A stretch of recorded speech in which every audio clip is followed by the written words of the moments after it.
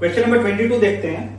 A 200 meter freestyle women swimming gold medal at Seoul Olympic 1998 went to Heike Friedrich of East Germany when she set a new record, Olympic record of 1 minute 57.56 seconds. Assume that she covered most of the distance with a uniform speed and had to exert 460 watt to maintain her speed. Calculate the average force of resistance offered by water during the swim. ठीक है, तो सबसे पहले बोला जा रहा है कि एक वुमेन्स फ्री स्टाइल स्विमिंग है, उसमें उसने 1 मिनट 57 सेकेंड्स का टाइम लिया रिकॉर्ड को सेट करने में। यानी टाइम यहाँ पे दिया हुआ है 1 minute 57.56 second is equal to 1 minute का 60 second plus 57.56 second.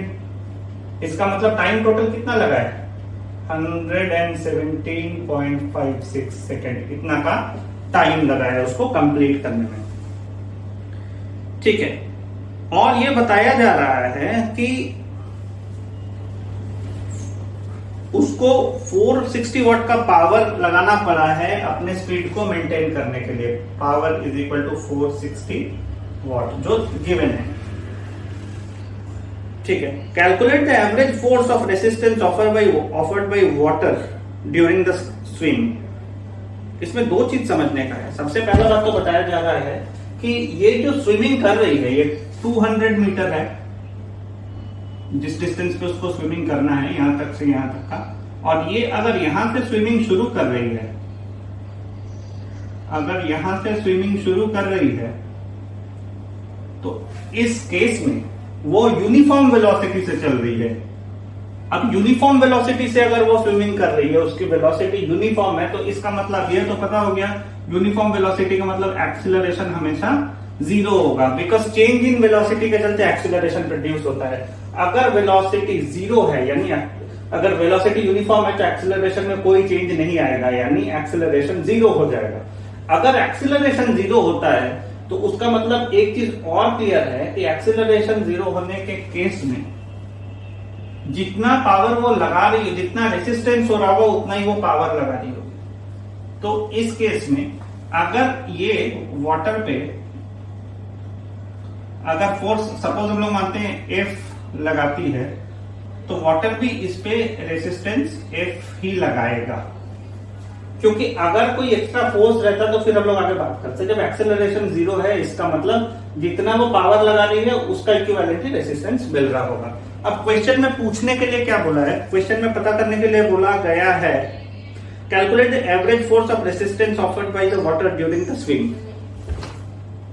Average resistance force, ठीक है, power is equal to work by time, ये फॉर्मूला मालूम है।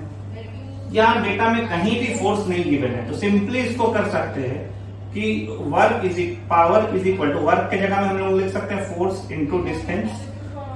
Since work is equal to force into distance हम लोग पहले फॉर्मूला में पढ़ चुके हैं, divided by time is equal to power given है 460, तो पावर की जगह पुट किया 460 is equal to force into distance पता है 200 डिवाइडेड बाय टाइम है 117.56।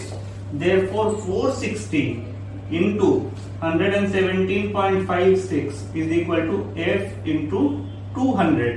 Therefore force is equal to, अगर फाइंड आउट करें ये नीचे चला जाएगा, यानी फोर्स इज इक्वल टू हो जाएगा 460 into 117.56 डिवाइडेड बाय 200। तो फोर्स ऑफ रेसिस्टेंस इस केस में कितना आएगा?